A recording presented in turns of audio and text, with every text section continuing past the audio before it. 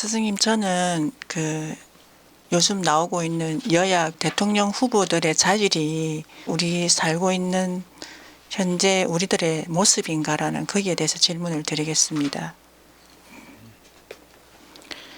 요즘 대선 후보들 중에서 대표하실 만한 분들이 여당의 이재명 지사하고 야당의 윤석열 총재가 있는데, 그 두 분 중에 우선 이재명 지사는 제가 제일 거슬리는 것이 기본소득 지급입니다. 나라가 이렇게 빚이 많은데 여기에 또 국채를 발행하여 빚을 내어 국민들에게 기본소득을 지급한다는 것이 나라를 말아먹자는 것이 아니고 무엇이겠습니까? 그리고 윤석열 후보는 흑백 논리만 따지는 검사 출신이라 무엇보다 융합과 통합이 요구되는 이 시대에는 안 맞는 후보인데, 기운이 기운을 부른다고 우리 국민들이 아직 성숙되지 못하고 융합도 못하는 부족한 기운이 많아서 우리에게 오는 대선 후보들도 융합과 통합보다는 자신의 당만, 자신의 이익만 내세우는 이런 공약을 내세우는 후보들만 나오는 것입니까? 여기에 대해서 질문드립니다. 예, 참 고맙습니다. 내가 좀 법문으로 한 번쯤 해야 될 말인데 질문을 주시니 저에게 기회가 아닐 수가 없습니다. 이재명 지사의 정책은 포퓰리즘입니다. 결국 돈으로서 어려움을 해결해 줄 것이라는 자가당착에 빠진 행위인 것이죠. 업그레이드 시대를 제가 뭐라고 그랬습니까? 풍요 속의 빈곤의 시대라고 했어요. 물질은 넘쳐납니다.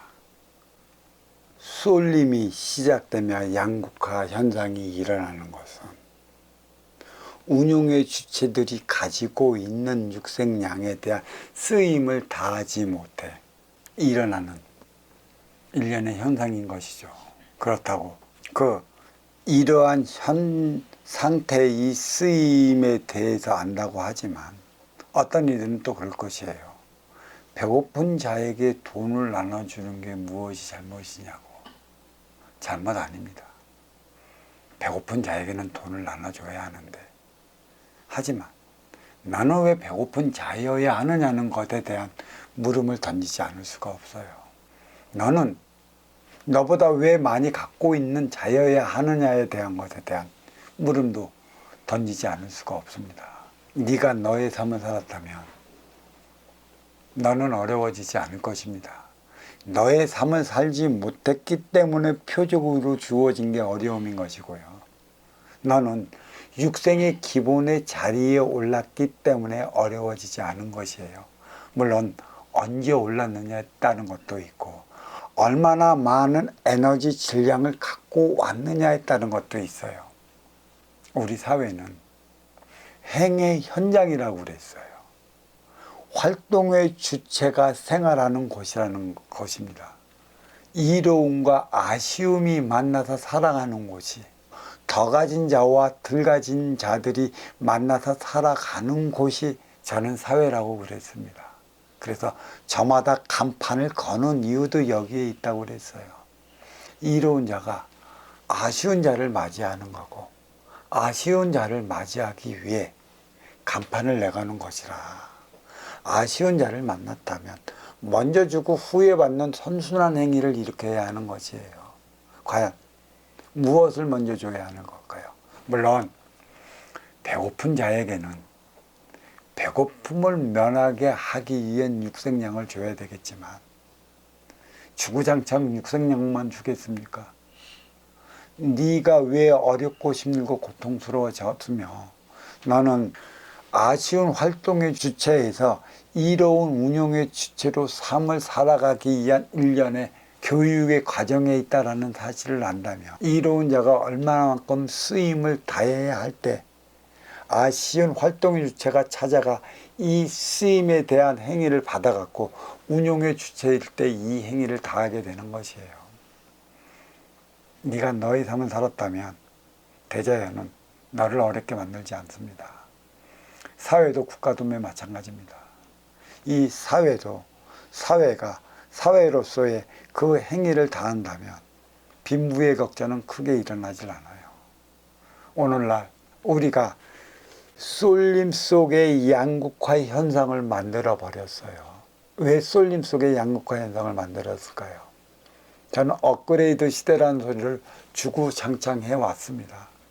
어떻게 먼저 줄고 어떻게 후에 줄 것인가, 이를 위해 육생양의 정신양을 부과시켜야 한다는 사실을 저는 강조해 온 것이죠. 1대 36년, 3대 108년의 막바지가 2024년 전후고 통일의 원년입니다. 또 통일의 원년에 앞서 코로나 팬데믹 현상이 3년 동안 일어나는 이유가 어디에 있는지 또 깊이를 안다면, 우리 역대 대통령 중에 왜 여성 대통령이 자리를 했고 그 여성 대통령이 하야를 하면서 물려받은 그 대통령 임기 3년을 놔두고 코로나 팬데믹 현상이 왜 일어났는지를 알아야 할 것인데, 이에 대한 문제점, 이것을 집어내지 못하고 있어요. 세상은 보이는 것은 보이지 않는 것에 의해 움직인다는 사실을 망각해 버렸어요. 인기가 인육을 쓰고 인간으로 살아간다면 이 인육을 옮기는 것은 보이지 않는 인기라는 사실을 우리는 망각했어요. 또 이러한 음양 차원을 또 어떻게 해석할 수 있냐면, 저승은 보이지 않는 빈물질 차원이고 이승은 보이는 물질 차원입니다. 저승의 질서가 이승에 투영되고 이승의 공적이 저승에 반영되는 바라, 저승에 의해 이승이 움직인다는 사실을 우리는 외면하기 때문에 보이지 않는 빈물질 차원 정신량이 무엇인지 모르기 때문에 이러한 포퓰린 정책으로 인해 결국은 사회를 좀먹습니다. 국가에서 이유도 없이 돈을 줄까요? 살림살이 다시 어려워지면 우리는 피하사를 꺾어내는 세금을, 그보다 더한 세금을 내야 한다는 사실을 알아야 할 것입니다. 당장 먹기에는 꽃감이 달죠. 먹고 설사 한번 해보십시오. 조삼모사라고 그랬어요. 아침에 3개, 저녁에 4개. 불만이 많으니까 아침에 4개, 저녁에 3개 주니 불만이 없습니다. 원숭이들은 흉내를 잘 냅니다. 결국 문어가 제대로 깎아먹는다고 그랬죠. 아픈지도 몰라요. 그렇지만 깎아먹힌 만큼의 나의 담은 절름말이가 되어 있습니다. 대통령의 재질을 논하는 게 아닙니다. 2024년은 통일의 원년이고 코로나 팬데믹이 2022년도에 끝나면서 20대 대통령이 출연할 것인데, 과연 하나 되어 살아가는 정신량을 마련했느냐, 또 먼저 주고 후에 받는 선순환 행위를 다 알고 있느냐.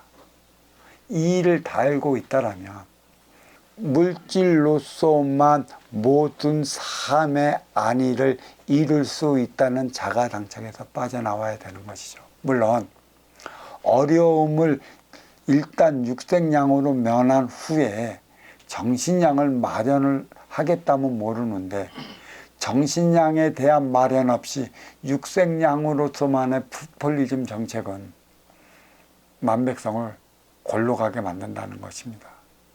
그에 대한 세금을 우리는 피하살로 뜯어내야 한다는 사실을 알아야 할 것이고요. 흑백 논리는 참으로 심과 심의 정치입니다.